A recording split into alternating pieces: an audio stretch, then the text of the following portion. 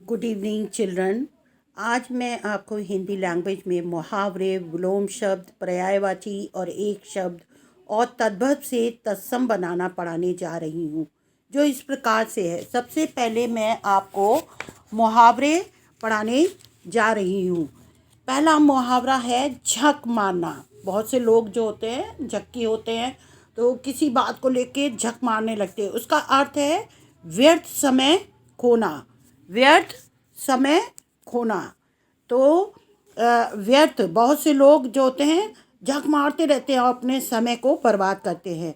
तो इसका वाक्य है, इधर उधर झक मारने से अच्छा है पढ़ाई में मन लगाओ।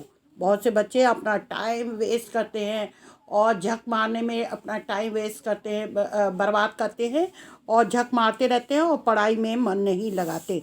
तो ये आपका पहला झक मारने का हुआ। दूसरा है ठन ठन गोपाल, बिल्कुल कंगाल हो जाना, उसके पास कुछ ना रहना, पैसा ना कौड़ी, कोई चीज़ नहीं रहना। तो इसका है निकम्मे व्यक्ति को ठन ठन गोपाल बनते देर नहीं लगती। निकम्मे जो आलसी होते हैं, जो काम धाम नहीं करते हैं ऐसे ही अपना समय बर्बाद करते हैं, आलसी सोते रहते हैं, तो वो क्या है, ठन ठन गोपाल हो जाते, कंगाल हो जाते हैं। और तीसरा है आपका ताक में रहना, मौका ढूंढते रहना।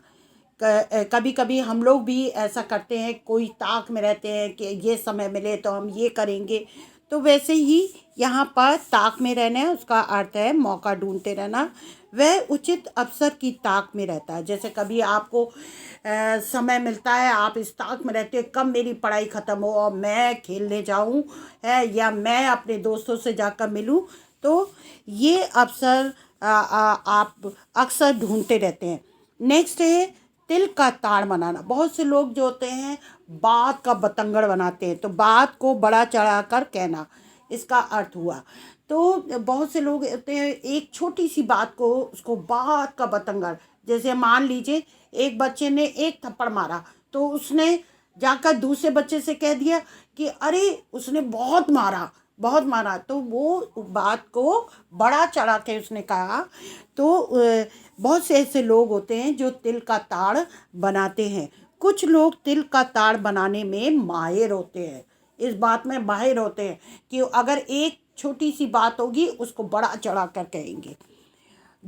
नेक्स्ट है तूती बोलना, यानी कि बहुत प्रभाव होना। बहुत प्रभाव होना, जैसे बहुत से लोगों का प्रभाव होता है, यानी कि मतलब पद का बहुत प्रभाव होता है। अगर आपके पास ऐसी पैसे का प्रभाव होता है, आपके पास बहुत पैसा है तो आपका प्रभाव भी होता है। या बहुत से ऐसे लोग होते हैं जो दयालु होते हैं, निस्वार्थ सेवा करते हैं, तो उनका प्रभाव होता है। या कोई ऐसे पद पर होता है, नेता लोग हैं और कोई अच्छी पोस्ट पे होता है, तो क्या है, उनका प्रभाव होता है।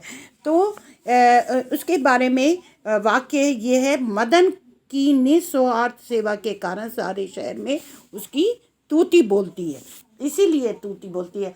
अक्सर आपने देखा है किसी के पास बहुत ज़्यादा पैसा होता है, उसकी तूती बोलती है, कहते हैं अरे उसकी तो बड़ी तूती बोलती, क्योंकि उसका भाई जो है वो मिनिस्टर है, या किसी ऐसे पुलिस अधिकारी है, तो उसकी तूती बोलती है।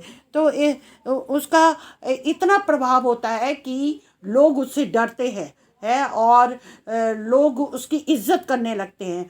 तो यहाँ पर ये आपका सेकंड टर्म का ये आपका मुहावरा ख़त्म हो गया। अब मैं आपको पढ़ाने जा रही हूँ मुहावरे।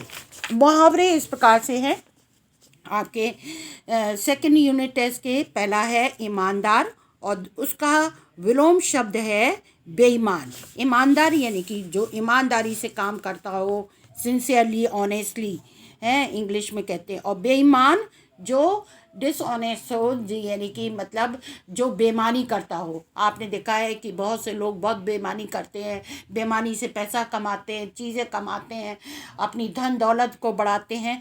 तो ये बेईमान। इधर उसका विलोम शब्द है उधर।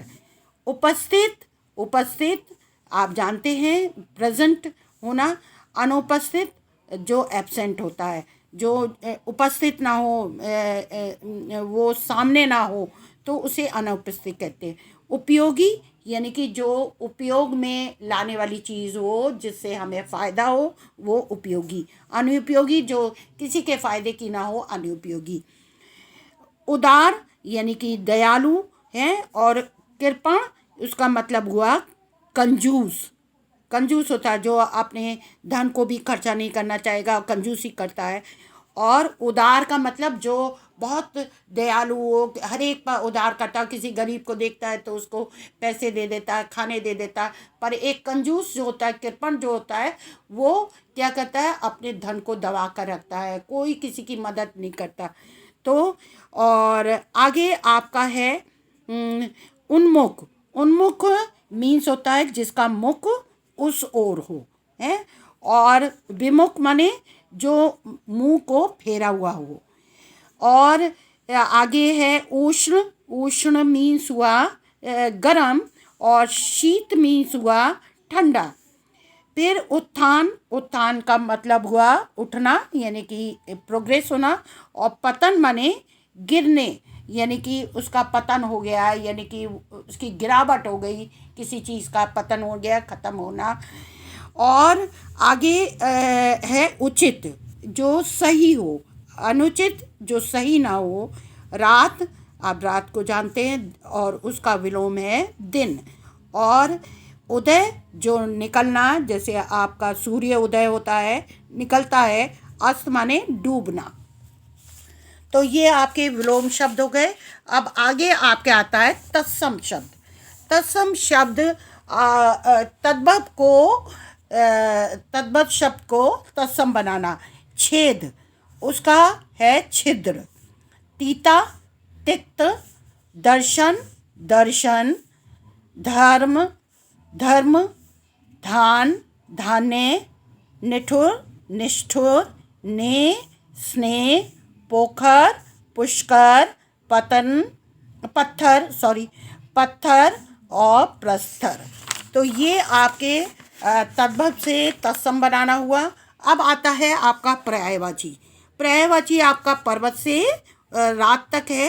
इसका पर्वत के पर्यायवाची हैं शैल, गिरी, अचल, नग, भूधर।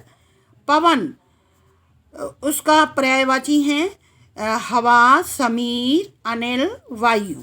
फूल सुमन, पुष्प, प्रसून, कुसुम। बंदर बानर, मरकट, शाखामृग, कपि। बिजली चपला, चंचला, तड़ेत, सौदामिनी। तो और फिर उसके बाद है भौरा, भ्रमर, मधुप, अली, भृंग। फिर मोर का है मयूर, केकी, भुजंग भक्षी। मृत्यु मौत, देहावसन, देहांत, निधन। रात निशा, रैन, रात्रि, यामिनी। तो ये आपके पर्यायवाची शब्द हो गए। अब आपका एक शब्द है आपके सप्ताह में एक बार होने वाला, यानी कि एक शब्द है साप्ताहिक। फिर सेकंड है महीने में एक बार होने वाला, मासिक। कम खाने वाला, मिताहारी। जो लोगों में प्रिय हो, लोकप्रिय। जो विष्णु की उपासना करता हो, वो वैष्णव। फिर जो शिव की उपासना करता हो, उसे शैव कहते हैं। ये आपका लैंग्वेज का फिनिश हो गया है, और इसको आप अपनी CW कॉपी में करिए। आपको नोटिस मिल गया होगा कि सब बच्चे अपना यूनिट टेस्ट का जितना मैं काम करा रही हूँ उसको CW कॉपी में लिख लें। सबसे पहले आप यूनिट टेस्ट का सिलेबस लिखेंगे, और उसके बाद आप जो है ये पूरा काम जो पहले का मैंने दे रखा है और अभी जो रह गया था वो मैंने आपका कंप्लीट कर दिया है। तो लैंग्वेज आपका फिनिश हो गया है, और इसको CW कॉपी में लिखिएगा, क्योंकि ये कॉपीज़ आपकी चेक होगी। आपके पेरेंट्स स्कूल में देने के लिए आएंगे और वो चेक होगी। तो इसलिए आप लोग अलर्ट रहिए और सारा काम जितना अभी करा रखा है पूरा काम सबका होना चाहिए और हमें दिखना चाहिए जो आपने काम किया है वो कॉपी में नीट काम होना चाहिए, साफ तरीके से, और देखकर सारा काम करिएगा, कोई गलती नहीं होनी चाहिए क्योंकि आप बड़े क्लास में हैं और आप सीखिए कि आपसे कोई गलती ना हो। धन्यवाद।